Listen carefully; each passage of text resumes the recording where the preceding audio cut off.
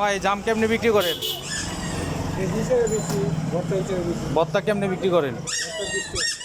20 টাকার নিচে বেচেন না? হ্যাঁ, জাম ভালো নেই। এই যে রাস্তার ভিতর বিক্রি করতেছেন, এই যে ধুলামুলা মনে হয়।